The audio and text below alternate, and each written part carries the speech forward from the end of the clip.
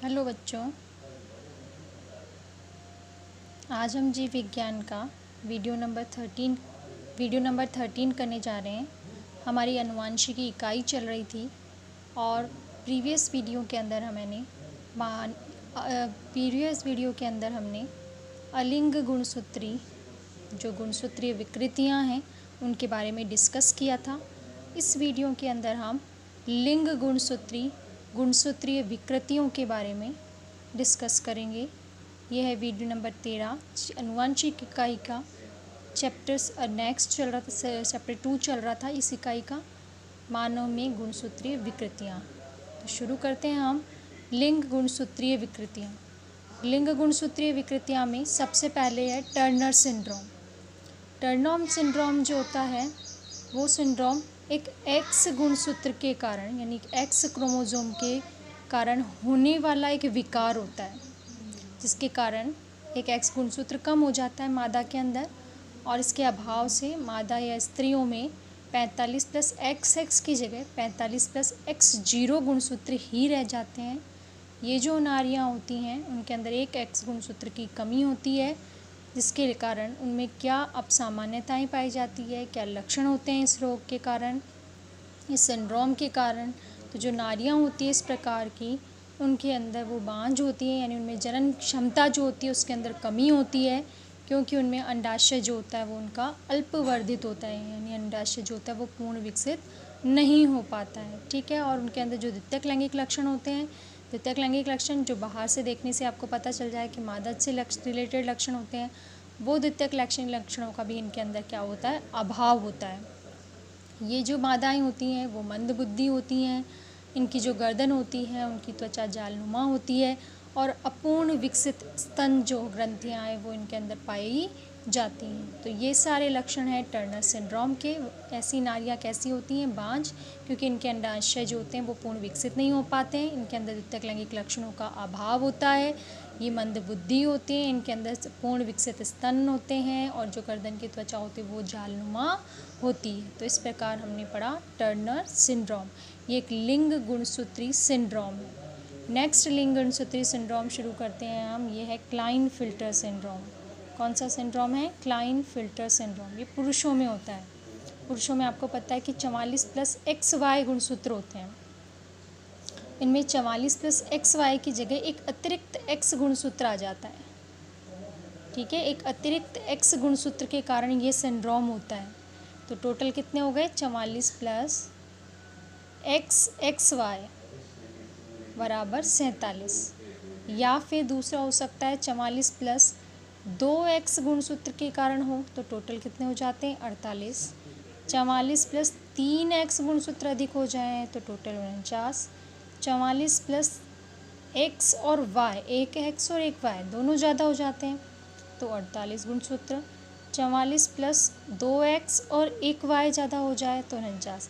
यानी ये X और Y दोनों गुणसूत्र के अतिरिक्त वृद्धि होने के कारण होता है। ठीक है, एक X गुणसूत्र भी हो सकता है, 2X भी हो सकते हैं, 3X भी हो सकते हैं, एक X और एक Y के कारण भी हो सकता है, या फिर 2X और एक Y के कारण भी हो सकता है। ये सिंड्रोम आपका होता है क्लाइनफिल्टर सिंड्रोम। इसके अंदर पुरुषों में, ये आपको बताया था मैंने, होता है। तो पुरुषों में अतिरिक्त X गुणसूत्र होने के कारण उनमें मादा के समान लक्षण जो है वो व्यक्त होने लग जाते हैं। और ये जो पुरुष होते हैं वो बंध्य पुरुष होते हैं, मतलब इनमें जनन करने की क्षमता नहीं पाई जाती है। कैसे होते हैं? आकार में बहुत लंबे होते हैं, अल्प बुद्धि होती है, हाथ पैर बहुत लंबे लंबे होती हैं और इनके अंदर है तो ये पुरुष, लेकिन इनके अंदर मादा सदस्य लक्षण, इनमें स्तन ग्रंथियों का क्या हो जाता है? विकास हो जाता है। इसे हम गायनेकोमेस्टीज भी कहते हैं। ठीक है, गायनिकोमेस्टीज, इनमें स्तन ग्रंथियों का क्या हो जाती हैं? विकसित हो जाती हैं। जबकि ये क्या होते हैं? पुरुष होते हैं, लेकिन इनमें मादा सदस्य लक्षणों का विकास भी हो जाता है। ठीक है, तीसरा लिंग गुणसूत्री जो सिंड्रोम पढ़ेंगे हम वो है स्त्रियों में अतिरिक्त X गुणसूत्र की स्थिति के कारण। स्त्रियां हैं उनमें 2X होते हैं, यदि 2 की बजाय 3X हो जाए, 4 हो जाए या 5 हो जाए, ये अतिरिक्त X गुणसूत्र बढ़ने के कारण ये सिंड्रोम होता है, जिसके कारण में लैंगिक लक्षण जो होते हैं वो देर से विकसित होते हैं और ये जो स्त्रियां होती हैं वो कैसी होती हैं, अल्प बुद्धि वाली स्त्रियां। कैसे स्त्रियां होती हैं ये, अल्प बुद्धि वाली स्त्रियां। ठीक है, स्त्रियों में एक्स गुणसूत्र के बाद बात करते हैं पुरुषों में अतिरिक्त एक्स क्रोमोसोम के कारण, अतिरिक्त एक्स गुणसूत्र वाई गुणसूत्र के कारण, जैसे 44 + XYY, एक वाई एक्स वाई तो होता ही है, एक वाई और अतिरिक्त आ जाए, जैसे स्त्रियों में एक एक्स था वैसे पुरुषों में एक वाई अतिरिक्त वाई के कारण कैसे होंगे, सामान्य से ज़्यादा लंबे होते हैं, अल्प बुद्धि वाले होते हैं, जननांगों का विकास असामान्य हो जाता है और आपराधिक प्रवृत्ति वाले होते हैं। ये जो पुरुष होते हैं वो कैसे होते हैं, आपराधिक प्रवृत्ति वाले। इम्पॉर्टेंट है ये कि आपराधिक प्रवृत्ति वाले पुरुषों का जो गुणसूत्र हैं वो कैसे होते हैं, कितने होते हैं, तो 44 + XY और एक अतिरिक्त Y के कारण वो आपराधिक प्रवृत्ति वाले हो सकते हैं। ठीक है, इस प्रकार हमने टर्नर सिंड्रोम पढ़ा, क्लाइनफिल्टर सिंड्रोम पढ़ा, स्त्रियों में अतिरिक्त X गुणसूत्र की स्थिति के कारण होने वाले सिंड्रोम, तीसरा और चौथा हमने पढ़ा पुरुषों में अतिरिक्त X क्रोमोसोम के कारण होने वाला सिंड्रोम। तो ये हमने टॉपिक कंप्लीट कर लिया अपना गुणसूत्रीय विकृतियाँ, गुणसूत्रों में अपसामान्यता जो कि अलिंगी और लिंगी 2 प्रकार की होती है। हमने ऑटोसोमल या अलिंगी पिछले वीडियो में कंप्लीट करी थी और लिंगी हमने इस वीडियो में कंप्लीट कर लिया। आई होप आप सबको समझ में आया होगा। अब हम नेक्स्ट टॉपिक शुरू करने जा रहे हैं आज, वो है सहलग्नता। ध्यान से सुनेंगे बच्चों, क्या है सहलग्नता, क्या होता है सहलग्नता। कि हमने पढ़ा था कि जो गुणसूत्र होते हैं उनमें स्वतंत्र अपव्यूहन होता है, लेकिन कभी कभी ऐसा होता है कि गुणसूत्रों पर जीन बहुत पास पास होते हैं, और जब जीन बहुत पास पास होते हैं तो और जब अर्धसूत्रीय विभाजन होता है तो जीनों का स्वतंत्र अपव्यूहन ना होकर वे जीन सम्मिलित रूप से अगली संतति में स्थानांतरित हो जाते हैं और वंशागति प्रदर्शित करते हैं।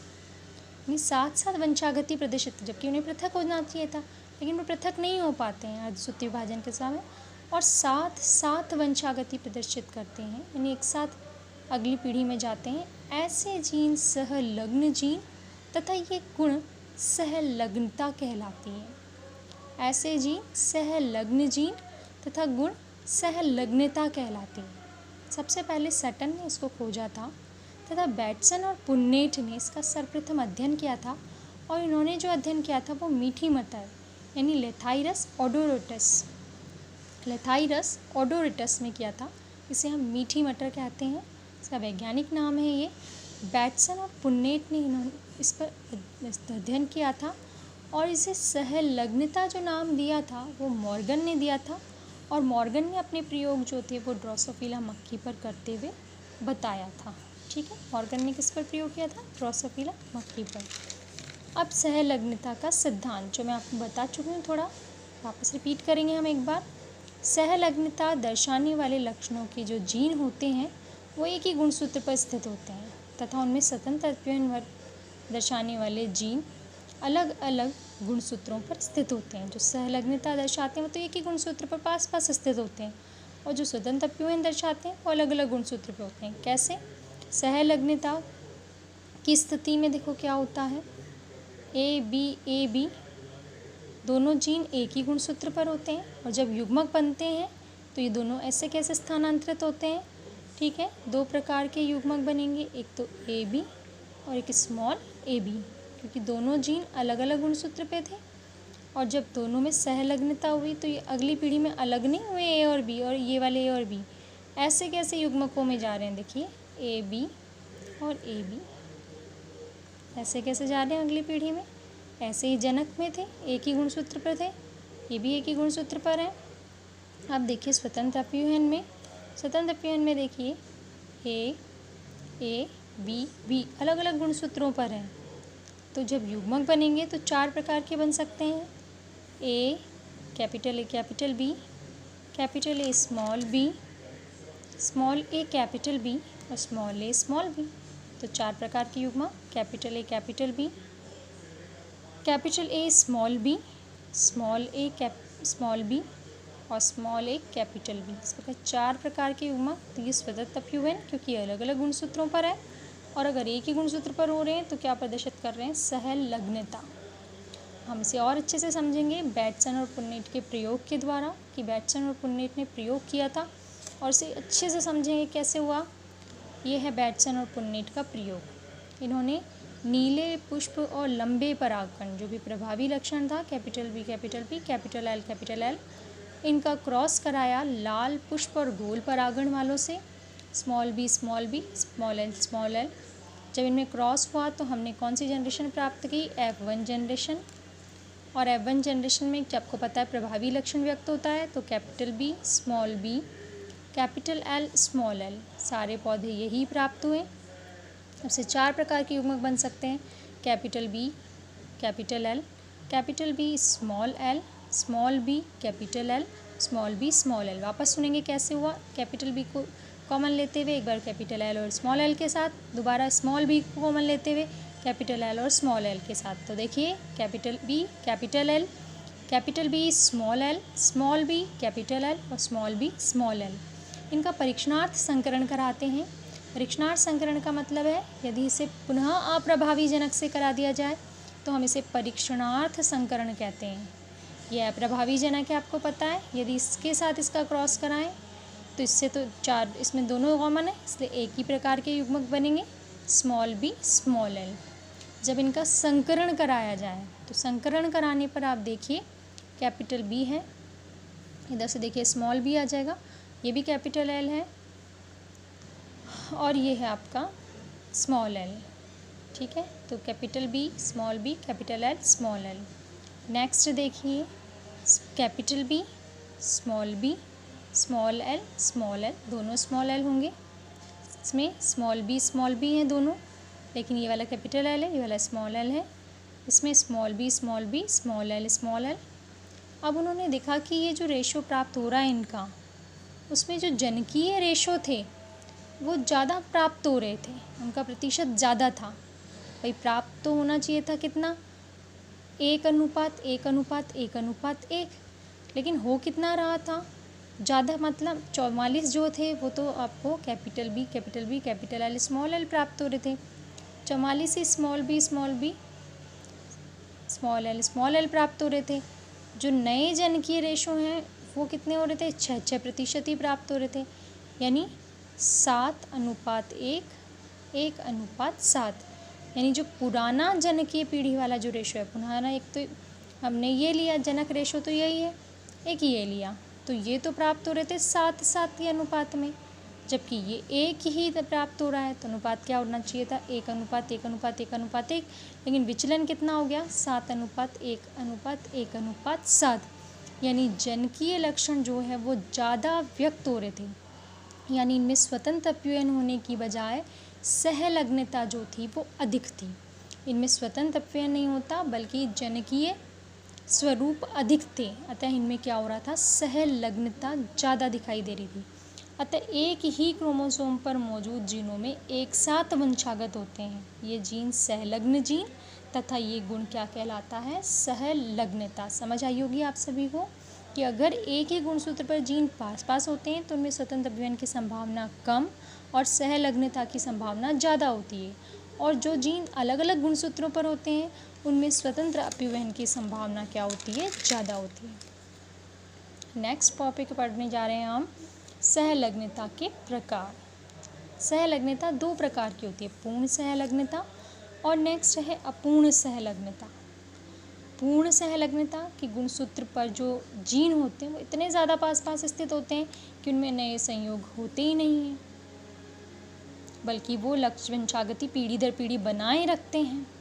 तो ऐसे सहलग्नता क्या कहलाती है, पूर्ण सहलग्नता, जो किसमें देखने को मिलती है, नर ड्रोसोफिला और मादा रेशम कीट के अंदर देखने को मिलती हैं। पूर्ण सहलग्नता की ऑलवेज जो होता है वो नए संयोग बनते ही नहीं हैं, वैसे के वैसे जीन वंशागत होते हैं। नेक्स्ट है अपूर्ण सहलग्नता। अपूर्ण सहलग्नता जो होती है, इनमें गुणसूत्र पर जो जीन होते हैं वो दूर दूर स्थित होते हैं, तो जीन सदैव उसी संयोग में वंशागत नहीं होते हैं, बल्कि अर्धसूत्रीय विभाजन के समय दूर है, इसलिए उनमें जीन विनिमय जैसी प्रक्रिया होती है, जिसका डिस्कशन हम कल के वीडियो में करेंगे। और जीन विनिमय के कारण जो होते हैं, जीन जो होते हैं वो पूर्ण सहलग्नता प्रदर्शित ना करके अपूर्ण सहलग्नता प्रदर्शित करते हैं, क्योंकि उनमें पृथक्करण की संभावना क्या होती है, ज़्यादा होती है। यहाँ तो पृथक ही नहीं होते, एज इट इज़ जाते हैं। या युग्मक निर्माण के समय जीन विनिमय होता है, फिर पृथक्करण करते हैं, इसलिए उनके अंदर अपूर्ण सहलग्नता प्रदर्शित होती है। तो ये हमने टॉपिक कंप्लीट करा। सहलग्नता कहते किसे हैं, खोजा किसने, नाम किसने दिया, सर्वप्रथम प्रयोग किसने किया, बेटसन और पुन्नेट का प्रयोग हमने पढ़ा। उसके बाद सहलग्नता के प्रकार क्या होते हैं, सिद्धांत क्या है, ये सारा टॉपिक हमने आज कंप्लीट कर लिया है। कल के वीडियो में हम नए टॉपिक के साथ मिलते हैं आपसे। तब तक के लिए बाय।